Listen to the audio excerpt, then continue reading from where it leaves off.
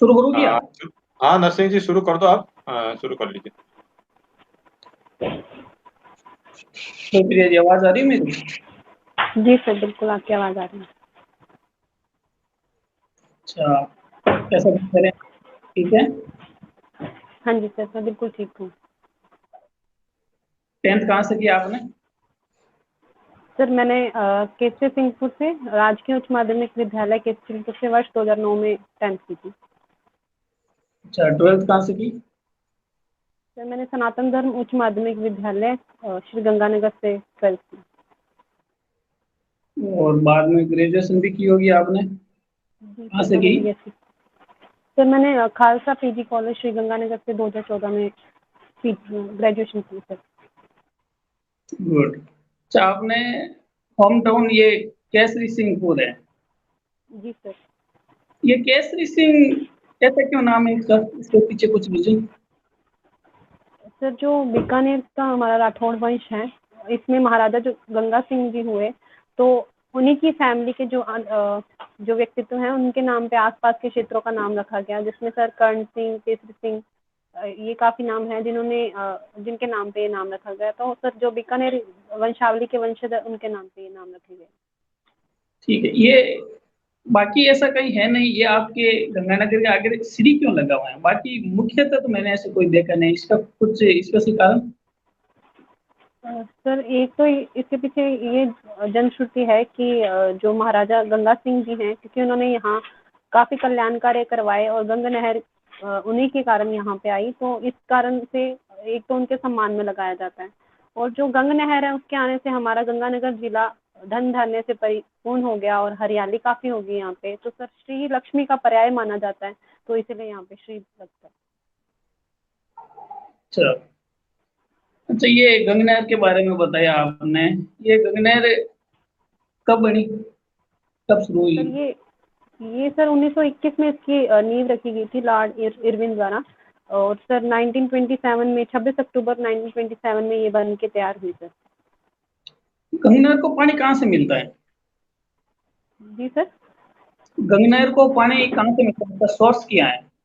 Sir Sutlej जो नदी है उससे मिलता है, वहाँ पे हमने जो हरिके बैराज बनाया हुआ है वहाँ से मिलता है सर। ये राजस्थान में कहाँ से प्रवेश करती है, कुछ स्थान? सर सॉरी सर, मैं रिकॉल नहीं कर पा रही हूँ, मैंने पढ़ा है सर।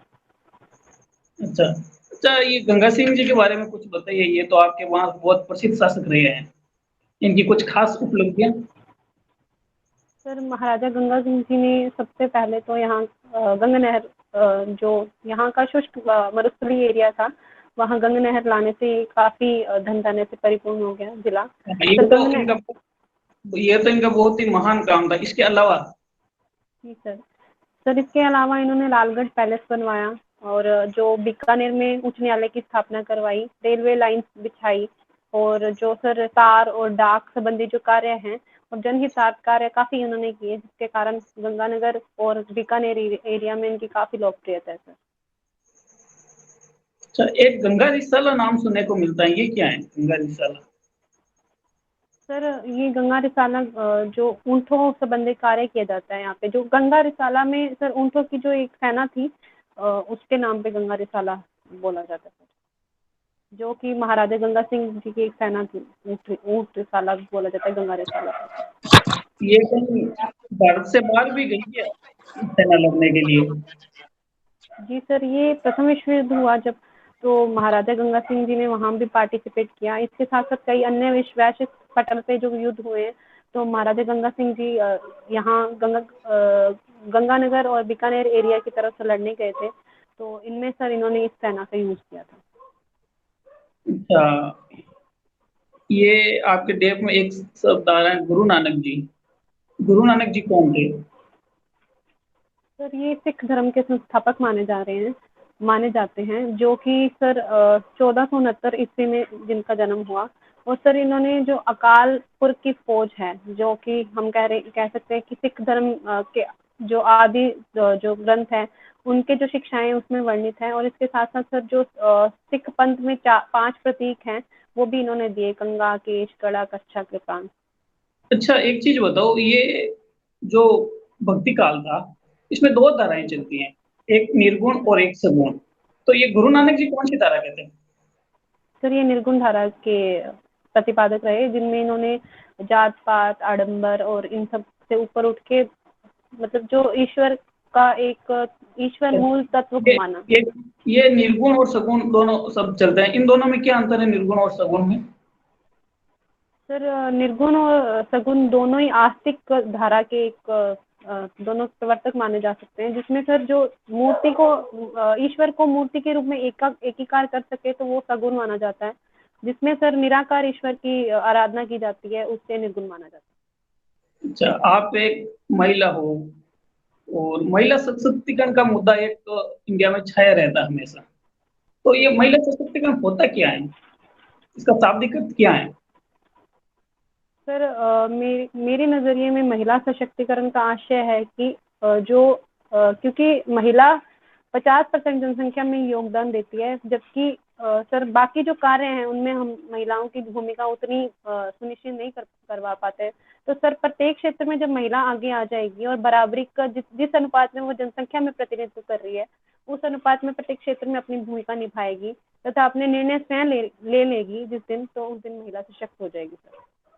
अच्छा, आपको क्या लगता है कि अभी ऐसी कौन-सी बात आई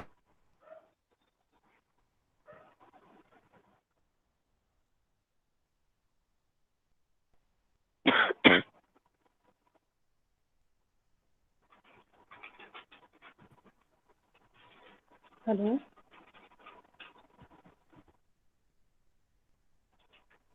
मेरी आवाज़ आ रही है? जी सर, आपकी आवाज़ आ रही है।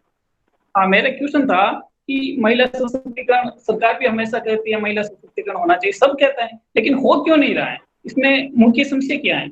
बाधा कौन-कौन सी है?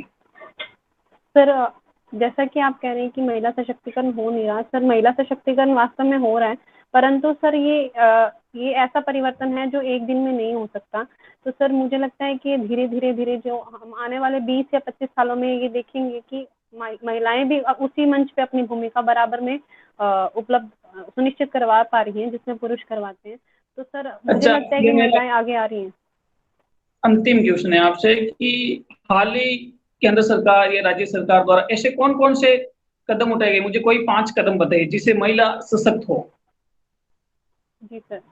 सर आयम शक्ति नाम से एक प्रोजेक्ट राजस्थान सरकार द्वारा चलाया जा रहा है, और सर इसके साथ-साथ बेटी बचाओ, बेटी पढ़ाओ, राष्ट्रीय योजना, सुकन्या समृद्धि योजना, और इसके साथ-साथ सर हम कह सकते हैं कि जो जननी एक्सप्रेस है, आदि कई प्रयास हैं जिनके थ्रू महिलाओं को सशक्त करने का प्रयास किया जा रहा है सर।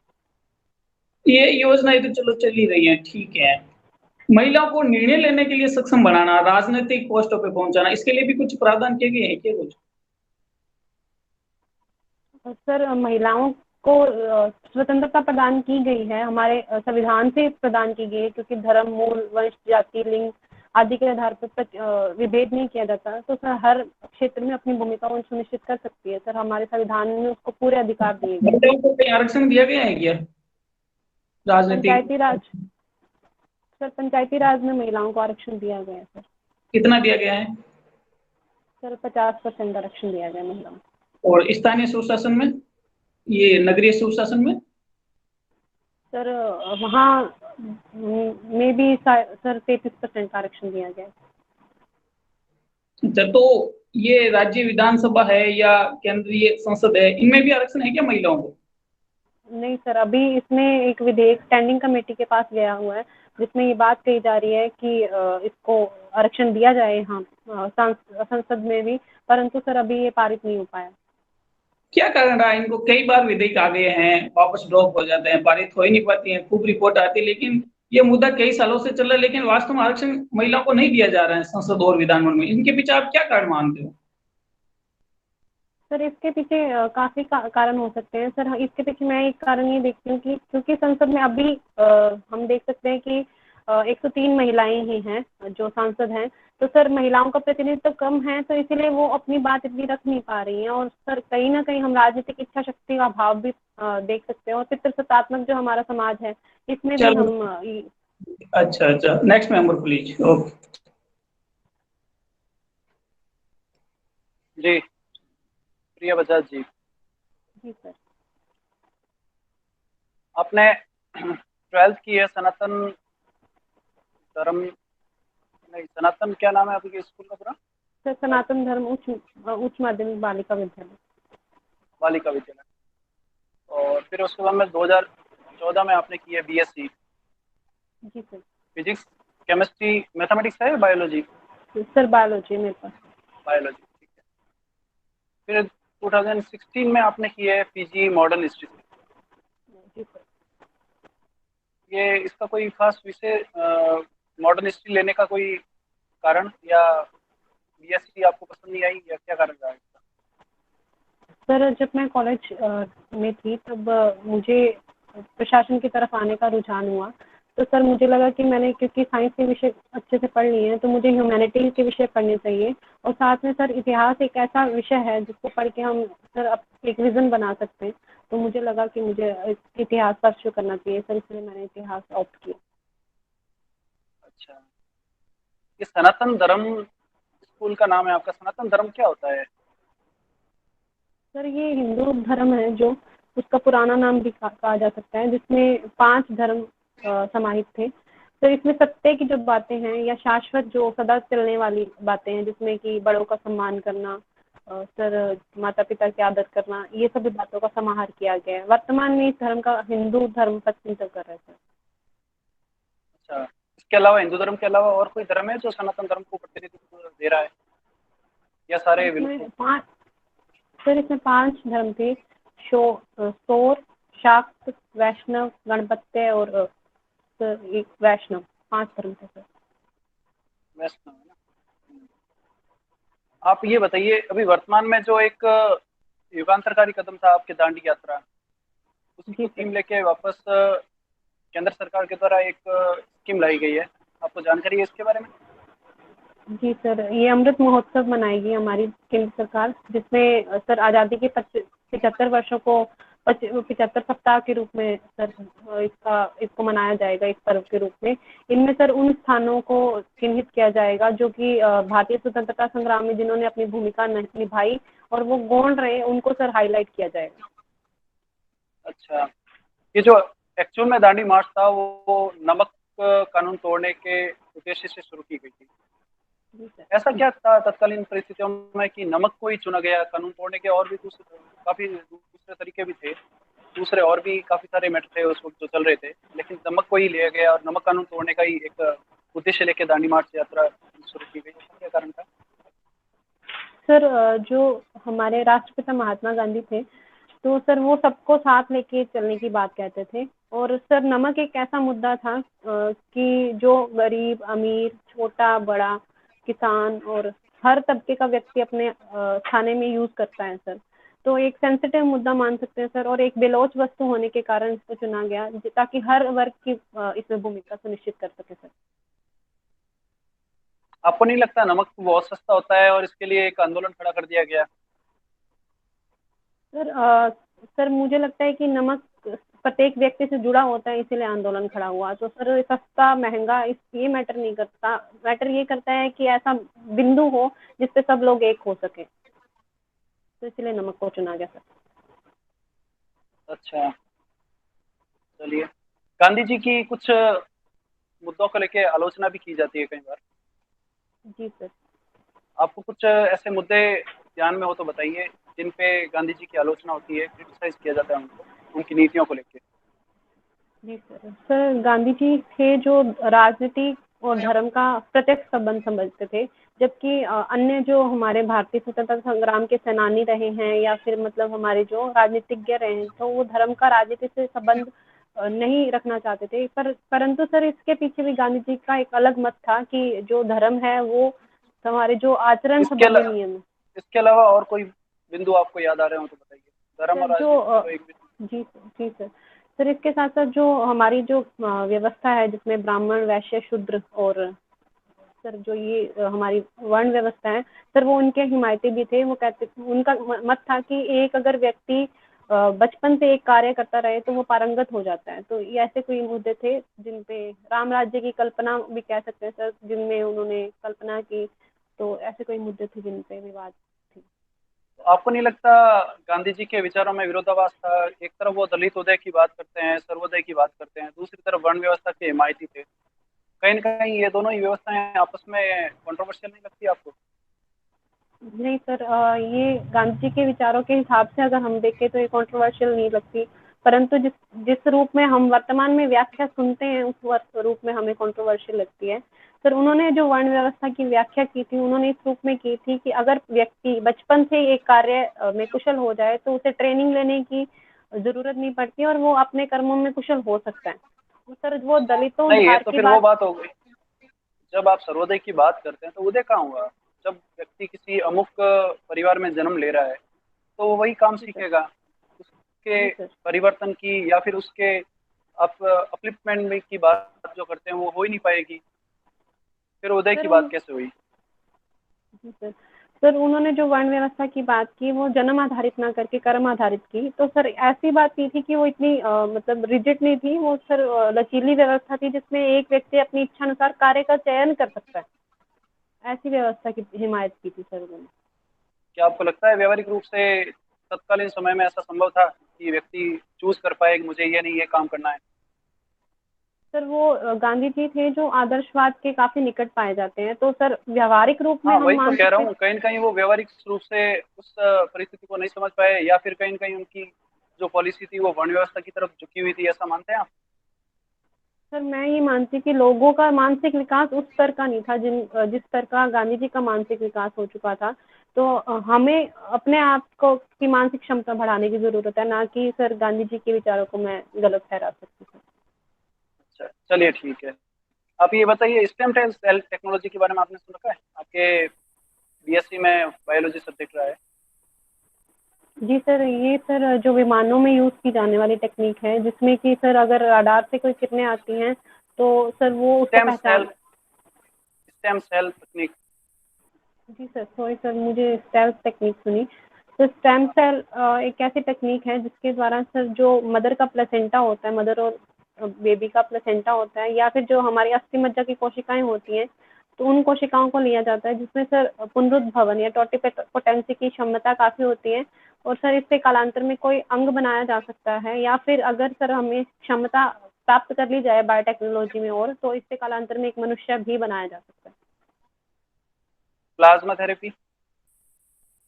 सर प्लाज्मा थेरेपी वर्तमान में हमने सर कोरोना टाइम में भी हमने सुनी, जिसमें प्लाज्मा को लिया जाता है ताकि एंटीबॉडी को किसी अन्य व्यक्ति में इंसर्ट किया जा सके ताकि उसकी प्रतिरोधक क्षमता डेवलप की जा सके। क्या ये पूर्ण रूप से सफल रही थी प्लाज्मा थेरेपी? सर ये शुरुआती फेज में कहीं कहीं कहीं इसने अपना योगदान दिया सर। ये पूर्ण रूप से इसलिए सक्षम नहीं रही क्योंकि कहीं ना कहीं वायरस है वो mRNA बेस्ड है, तो अपना स्ट्रेन चेंज करने के कारण सर ये इफेक्टिव नहीं हो पाई। अच्छा, ये कोरोना वायरस के टेस्ट बता दीजिए आप, कितने टाइप के टेस्ट से ये जांच की जा सकती थी इसकी? सर इसमें RT-PCR टेस्ट सबसे प्रचलित टेस्ट है, एंटीबॉडी टेस्ट भी किया जाता है, एंटीजन टेस्ट भी किया जाता है। तो सर ये अलग अलग प्रकार के टेस्ट है जिसके जिसके थ्रू सर वायरस की पहचान की जाती है किसी व्यक्ति में। चलिए Mahavir Singh ji, next third member जो है वो मौजूद है तो फिर मैं कंप्लीट करता हूँ, नहीं तो कंटिन्यू करूँगा। भगवान सिंह जी है ना? भगवान सिंह जी, ठीक मेरी है। मेरी मेरी आवाज आ रही है? जी भगवान सिंह जी, लास्ट क्वेश्चन पूछ लेता हूँ, उसके बाद हम कंटिन्यू करना है। जी जी। ये RT-PCR जो है, ये RT क्या है इसमें? सर रिवर्स ट्रांसक्रिप्टेज है इसमें RT। Reverse transcriptase, polymerase chain reaction. Transcriptase क्या होता है? ये रिवर्स ट्रांसक्रिप्टेज? सर जो वायरस mRNA बेस्ड होते हैं, क्योंकि उसमें जेनेटिक मटेरियल RNA होता है, तो इसमें सर हमें पहले इसको कन्वर्ट करना पड़ता है DNA के रूप में। तो जब सर हम DNA को से RNA प्रोड्यूस करते हैं तब तो ये सर ट्रांसक्रिप्टेज कहलाता है, परंतु जब हम RNA से DNA बनाते हैं तो इसको रिवर्स ट्रांसक्रिप्शन कहा जाता है। आप श्योर है? जी सर। Next member please. हाँ। स्वागत है मैम आपका। Thank you sir. कैसा लग रहा है आपको यहाँ पर? मुझे बहुत अच्छा लग रहा है। आज का दिन कुछ विशेष है क्या आपके लिए? अच्छा क्यों लग रहा है?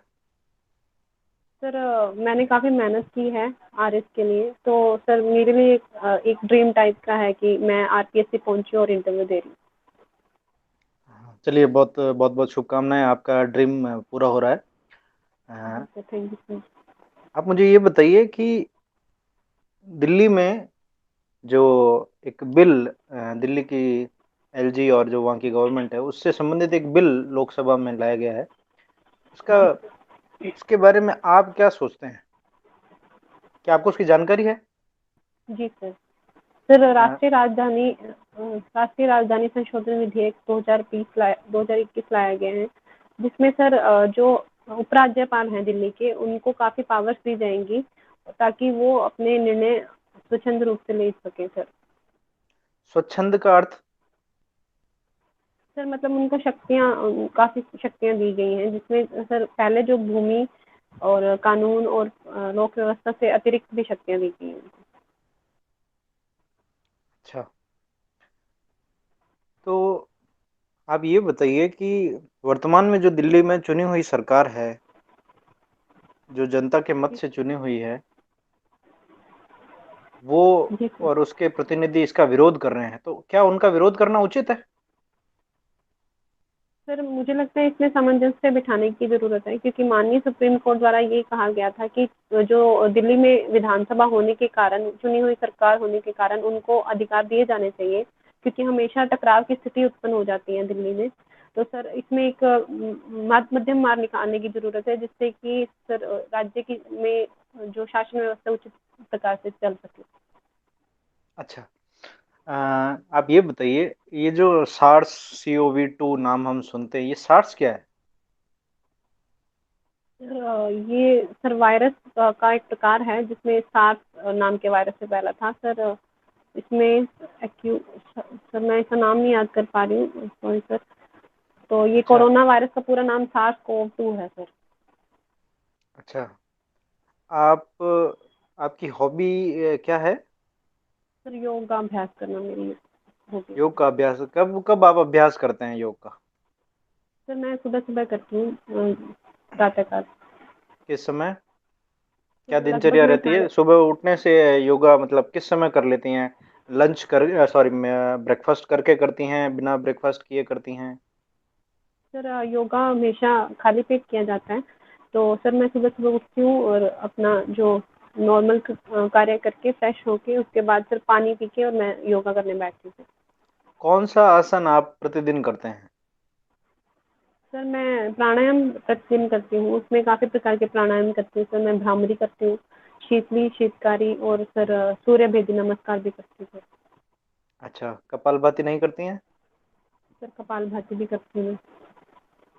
हाँ, इनमें इन सब प्राणायाम में से यदि आपके पास केवल 5 मिनट हैं, आप बहुत बिजी हैं, तो कौन सा प्राणायाम करना आप पसंद करेंगे और कौन सा को छोड़ देंगे? सर मैं कपालभाति लगभग प्रयास करती हूँ कि रोज़ करूँ, और दिमाग को शांत रखने के लिए सर मैं भ्रामरी भी रोज़ करती हूँ। अच्छा, अनुलोम विलोम भी करती हूँ सर। सूर्य नमस्कार क्या है? सर सूर्य नमस्कार भी एक योग का प्रकार है, जिसमें सर 12 प्रकार के आसन किए जाते हैं और सूर्य की मंत्रों द्वारा, उच्चारण द्वारा आराधना की जाती है सर। इसमें 12 स्टेप होते हैं, जिसमें 1, 3, 6, 8 में सर पूरक की क्रियाएं की जाती हैं। 5 और 10 स्टेप में सर कुंभक की क्रिया की जाती है। अन्य स्टेप में सर रेचक किया जाता है। ये कुंभक क्या है? सर जो श्वास लेना पूरक, और कुंभक श्वास रोकना, और रेचक श्वास को बाहर निकालना सर। पतंजलि का योग, ऐसा हमने सुना है, योग के 8 अंग उन्होंने बताए, उन 8 को आप क्रम से दोहराएं।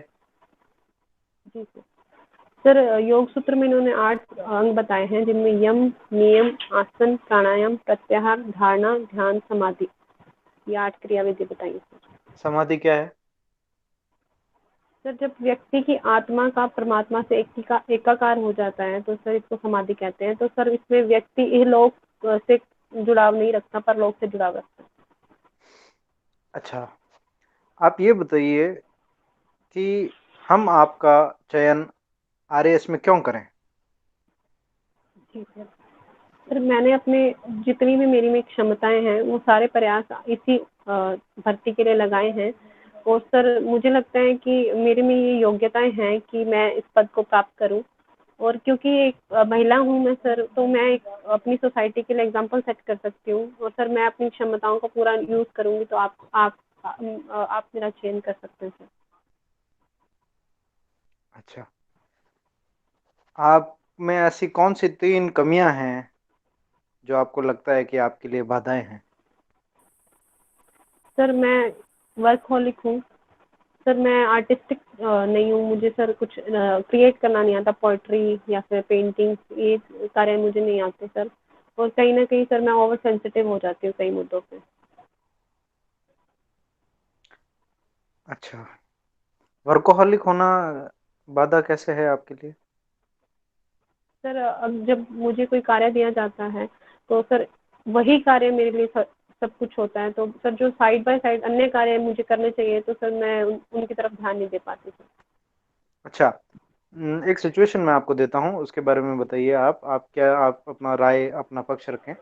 आपका एक सीनियर अधिकारी है, आपकी मंथली रिव्यू मीटिंग हुई है, और आप एक जिला स्तर के अधिकारी हैं, और आपके जो सीनियर अधिकारी है उन्होंने मीटिंग ली है। उसमें आपको कुछ टारगेट्स जो आपको अचीव कर लेने चाहिए थे, वो अभी तक अचीव नहीं हुए हैं। जी सर। आप अपने जो जूनियर्स हैं उनकी मीटिंग लेते हैं, आप उनको ये कहते हैं कि ये टारगेट्स अचीव कीजिए, क्योंकि आपको अपने सीनियर अधिकारियों को जवाब देना है। आपके सीनियर अधिकारी ने आपको केवल और केवल 48 घंटे का समय दिया है, यानी 2 वर्किंग दिवस। अब आप अपने जूनियर्स को कितना टाइम देंगी? प्रैक्टिकल सिचुएशन केवल आप समझती हैं, क्योंकि आप जिला स्तर पर कार्यरत हैं, और जो आपके सीनियर अधिकारी हैं हो सकता है कि उन्हें प्रैक्टिकल सिचुएशन से वो पूरी तरह से अवेयर नहीं हो। अब आप बताइए मुझे।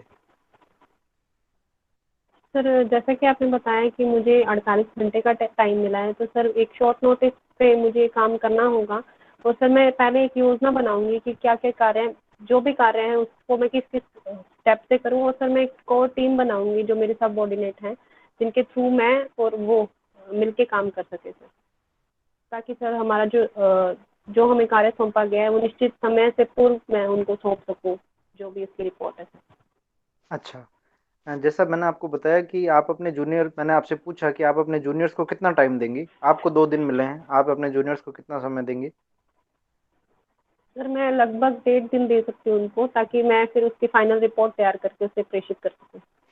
अब जब 1.5 दिन पूरा हो चुका है, तब आपको पता चलता है कि जो टारगेट अचीव कर लिए जाने चाहिए थे उनका 40% ही अचीव हुआ है।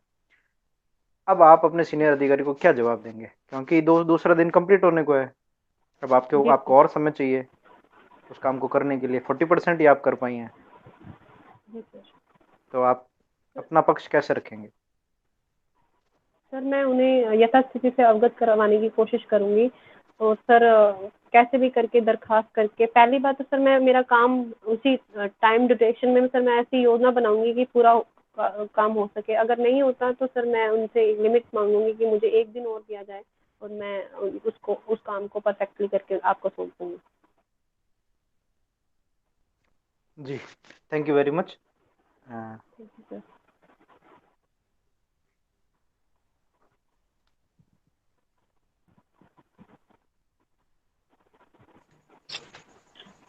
ये बात आती मेरी।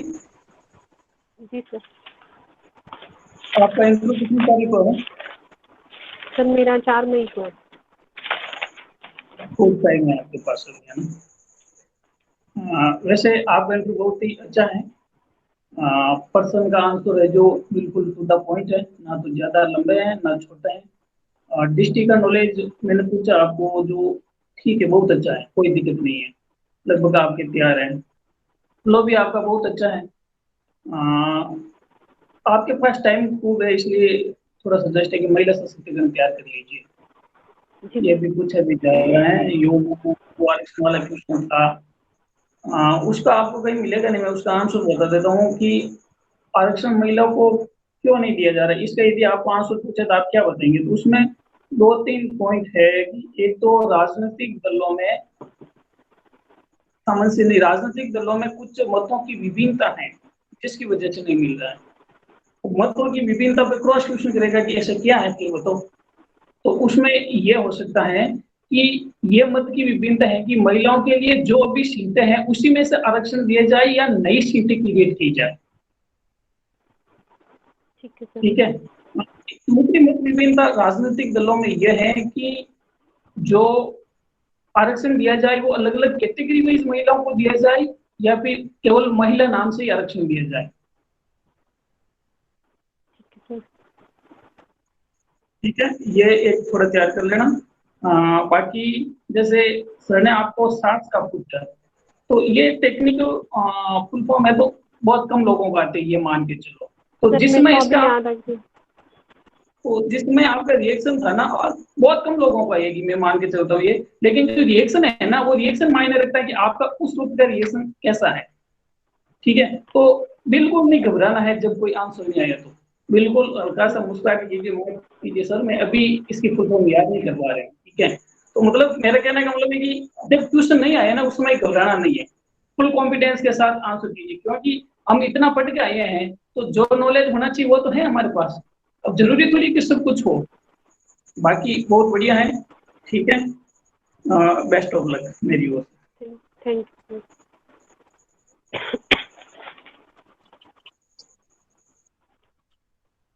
जी, आवाज़ आ रही है मेरी? हाँ जी सर, आपकी आवाज़ आ रही है। जी प्रिया जी, आपके आंसर सारे ही अच्छे थे, और गांधी जी वाला जो टॉपिक है उसमें भी आपने काफ़ी अच्छी पकड़ है। मैंने काफ़ी कोशिश की उनके खिलाफ या कुछ ऐसा आप कंट्रोवर्शियल स्टेटमेंट दे, लेकिन आप वही हिम्मत।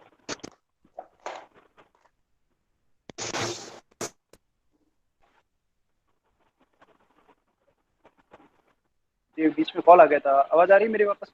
हाँ हाँ जी सर, आ रही है आपकी आवाज़।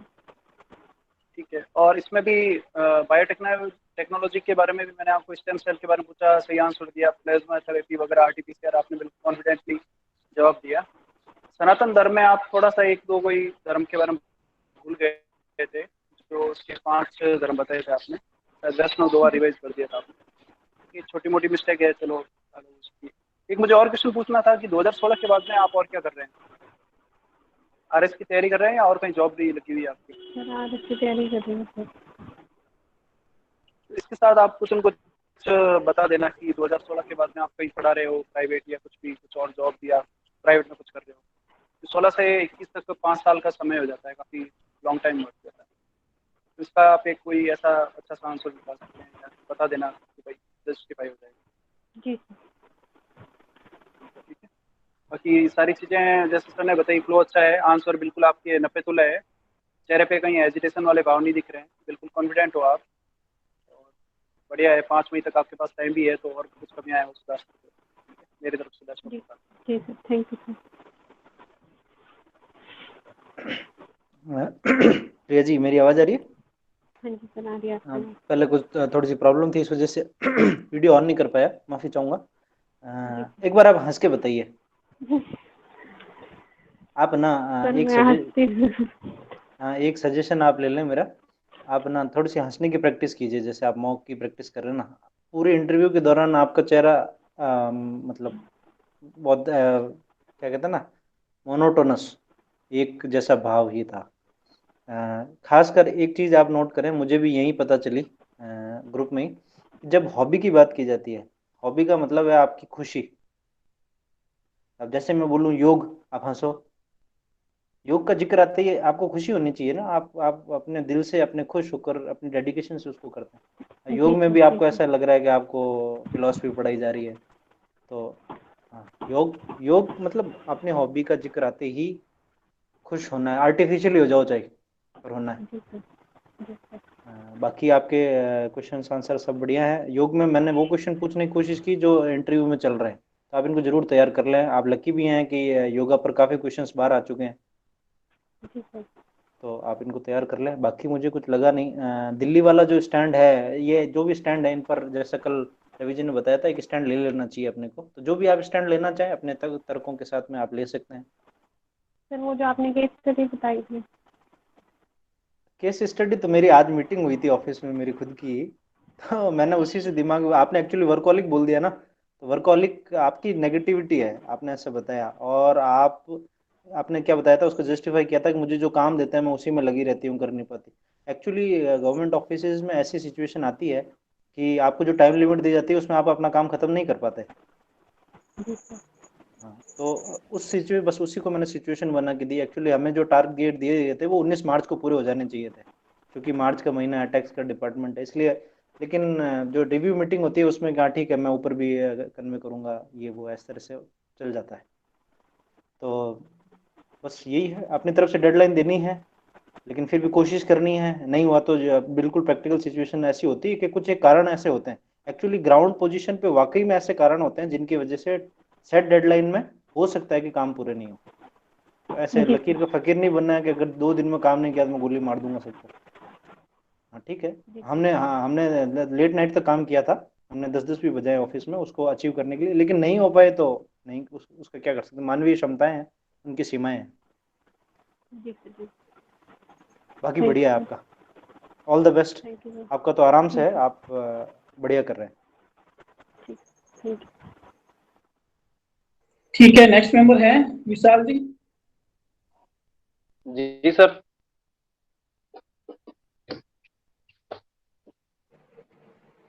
महावीर जी ये रिकॉर्डिंग ऑफ कर दीजिए, वापस हाँ नहीं एक सुनिए। एक मिनट है ना, एक मिनट।